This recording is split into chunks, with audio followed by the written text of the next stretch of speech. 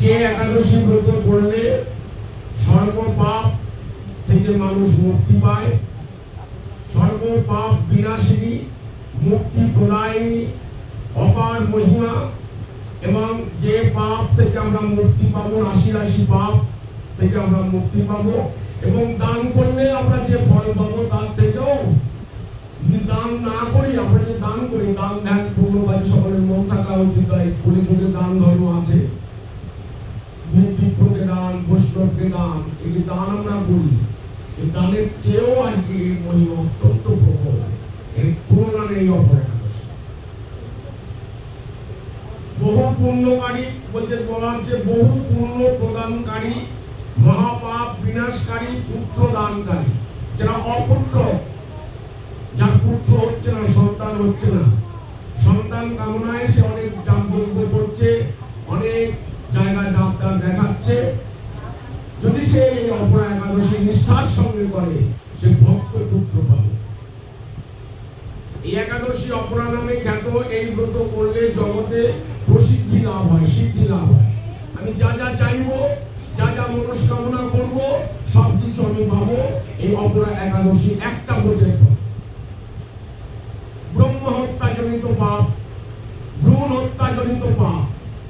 ব্রহ্ম হত্যা মানে যদি কেউ ব্রাহ্মণকে হত্যা করে, ভ্রূণ হত্যা মানে পেটে সন্তান এসেছে, সন্তানকে নষ্ট করে দেয়, ভ্রূণ হত্যা জনিত পাপ।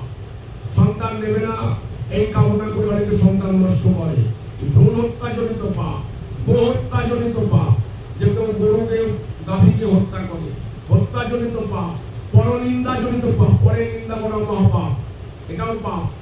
পরস্ত্রী গমন, নিজের স্ত্রী থাকতেও অপরের স্ত্রীর কাছে যারা যায়, পরস্ত্রী গমন, এর জন্য যে পাপ। মিথ্যা ভাষণ, অনেকে যে মিথ্যা ভাষণ দেয়, মিথ্যা সাক্ষী প্রদান, কোর্টে গিয়ে মিথ্যা করে অপরের নামে সাক্ষী দিচ্ছে, মিথ্যা ভাষণ। গুরু নিন্দা, গুরু নিন্দা মহাপাপ। এই সমস্ত পাপ থেকে ওজনে যারা কম দেয়, ওজন, ব্যবসা বাণিজ্য করতে গিয়ে মিথ্যা কথা বলা যায়, কিন্তু ওজনে কম দেওয়া উচিত নয়। ওজনে যে কম দেয়, কোর্টে মিথ্যা যে ভাষণ দেয়, ক্ষত্রিয় যদি তার ক্ষত্রিয়ের ধর্ম থেকে বিচ্যুত হয়, যুদ্ধক্ষেত্র থেকে পালিয়ে আসে, কর্তব্য কর্ম থেকে পালিয়ে আসা, এটা একটা পাপ। এই সমস্ত কাজ করলে পাপ ক রকমের হয়? 3 রকমের। শারীরিক পাপ, বাচিক পাপ, মানসিক পাপ। শারীরিক পাপ কোনটা? পরস্ত্রী গমন, জীব হত্যা, এগুলো শারীরিক পাপ। মানসিক পাপ কোনটা? লোককে কটু কথা বলা, লোকের নামে নিন্দা করা, লোকের কটু কথা বলা, লোকের ক্ষতি চেষ্টা করা, মনে মনে ক্ষতি করবে, এগুলো হচ্ছে মানসিক পাপ। আর বাচিক পাপ কোনগুলো? অকথা কুকথা বলা, গালিগালাজ করা, গালিগালাজ করা, লোকের ডাইরেক্ট জোরে জোরে, বাচিক পাপ। এগুলো বাচিক পাপ। 3 ধরনের পাপ হয়। এই সমস্ত পাপ থেকে যতগুলো পাপ আমি বললাম, ভ্রূণ হত্যা জনিত পাপ, গো হত্যা জনিত পাপ, কোর্টে গিয়ে মিথ্যা সাক্ষী দেওয়া, ওজনে কম দেওয়া, ব্যবসা বাণিজ্য করছি, আমি মিথ্যা কথা বলছি কিন্তু ওজনে কম দেওয়া, তারপরে গুরু নিন্দা করা, এই সমস্ত পাপ থেকে মানুষ মুক্তি পাবে এই অপরা একাদশী ব্রতটা করলে। তাহলে কত পুণ্যের কাজ দেখছে, দেখতে কত পুণ্য, এর উপরে কিছু আছে? বাড়িতে মারাত্মক একাদশী।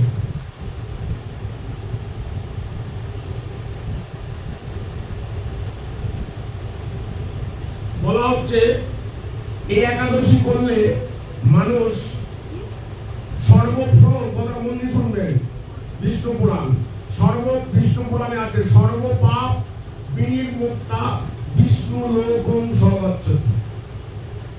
সমস্ত পাপ তাপ থেকে সে মুক্তি হয়ে বিষ্ণু লোক, বিষ্ণু ধাম, বৈকুণ্ঠ ধাম প্রাপ্ত হবে। সিংহ রাশিতে বৃহস্পতির অবস্থানে গৌতমী নদীতে স্নান করলে যে ফল, সিংহ রাশিতে বৃহস্পতি যখন অবস্থান করে, রাশি কটা? 12টা, তার মধ্যে সিংহ রাশি আছে। সিংহ রাশিতে যখন বৃহস্পতি করে সেই সময় যদি গৌতমী নদীতে স্নান করা হয়। তারপরে কুম্ভের সময় কেদারনাথ, কুম্ভের সময় বলা হচ্ছে যে এলাহাবাদ যদি স্নান হয়। তারপরে বলা হচ্ছে সূর্যগ্রহণে কুরুক্ষেত্রে স্নান করলে, সূর্যগ্রহণে কুরুক্ষেত্রটা কি একটা তীর্থ। সত্যযুগের তীর্থের নাম কি? সত্যযুগের তীর্থের নাম কি? নৈমিষারণ্য। সত্যযুগের যে তীর্থটা ছিল তার নাম নৈমিষারণ্য। ত্রেতা যুগের নাম পুষ্কর তীর্থ। তারপরে কুরুক্ষেত্র, কলিযুগে গঙ্গা। মনে থাকবে, সত্যযুগে হচ্ছে নৈমিষারণ্য, ত্রেতাতে পুষ্কর তীর্থ, তারপরে কুরুক্ষেত্র, কলিযুগে গঙ্গা। গঙ্গায় অবগাহন করলে শারীরিক পাপ গুলো সব মোচন হয়, কিন্তু মানসিক পাপ মোচন হয় না। গঙ্গায় স্নান করলে কি বললাম? গঙ্গায় স্নান করলে শারীরিক পাপ গুলো মোচন হয়ে যায়, দেহ পবিত্র হয়, মন পবিত্র হয় না। মন পবিত্র হয় কি করলে? ভাগবত কথা শ্রবণে। মন নির্মল হয় কি জন্য? ভাগবত কথা শ্রবণে। গঙ্গায় স্নান করলে দেহগত পাপটা যাবে, কিন্তু মানসিক পাপ যাবে না, সেটা